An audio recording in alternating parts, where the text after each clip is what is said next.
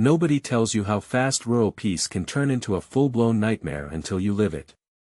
That's exactly what happened to a ranch owner named Ethan Calloway, a quiet man who just wanted to be left alone on his land. But everything changed the moment a neighboring HOA enforcer, the kind of person who treats power like a weapon, decided his ranch didn't fit her perfect community vision. What started as petty complaints quickly escalated into false reports, police visits, and a chain reaction nobody saw coming. And bro, hearing how far she took it just to feel in control genuinely blew my mind. Because this wasn't just neighborhood drama, this was about authority, pride, and a sheriff's department that was about to expose something far bigger than anyone expected. Nobody was prepared for how quickly everything would collapse once the truth finally surfaced, and it changed everything forever. Ethan Calloway's ranch sat on the edge of a quiet county line where the land stretched out like it had forgotten what stress even was. Wide open fields, old fencing he kept repairing himself, and a modest house that had seen better days but carried a kind of stubborn pride. For Ethan, this place wasn't just property, it was survival, legacy, and the only thing in his life that felt fully under his control after years of chaos he never talked about. Everything was stable until the new HOA president, Melissa Grant, moved into the gated development that bordered his land. And bro, this is where things already started feeling off in a way you just know is going to spiral later. At first, it was small complaints. A letter about unauthorized agricultural activity. Then another about visual disruption to community aesthetics, because Ethan's barn didn't match their modern fencing standards. He ignored it, thinking it was just noise. But Melissa didn't. She escalated everything like she was building a case in her head. Suddenly there were reports about suspicious equipment, claims that his livestock were encroaching beyond permitted boundaries, and even accusations that he was running some kind of illegal operation. And I genuinely couldn't believe this part, because it wasn't just petty, it was calculated. What made it worse was how quickly local enforcement started showing up.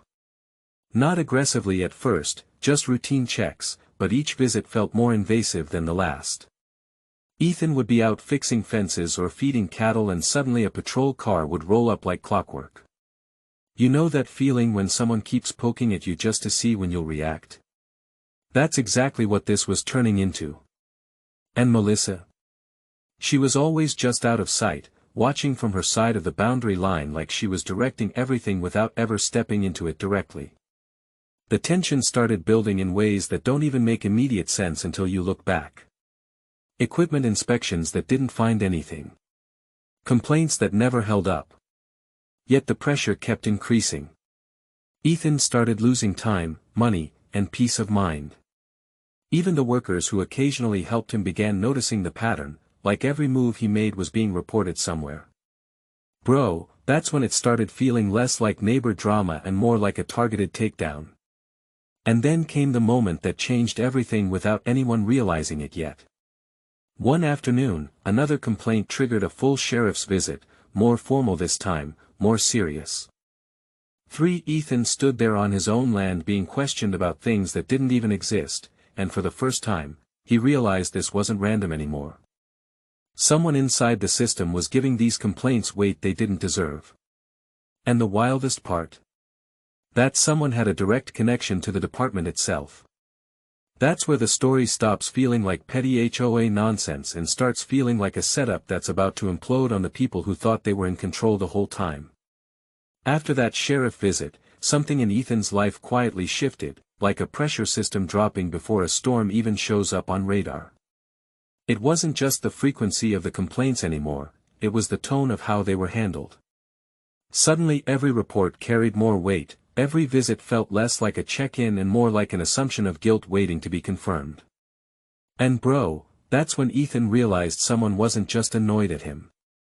Someone was actively steering attention toward him on purpose. The escalation didn't come loudly. It came in paperwork.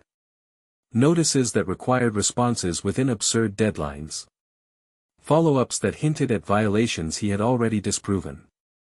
And every time he thought it would end, another complaint surfaced with slightly different wording but the same goal: keep him reacting, keep him defensive, keep him stuck explaining himself instead of living his life.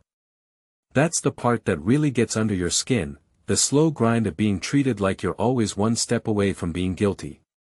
Meanwhile, Melissa Grant's presence became more indirect but more powerful. She never needed to confront Ethan again. She didn't have to. The system was doing it for her now. And what made it even more unsettling was how confident she seemed in her control over it all. There was this unspoken arrogance behind every new complaint, like she believed nothing would ever bounce back on her. But the ranch wasn't collapsing. It was observing.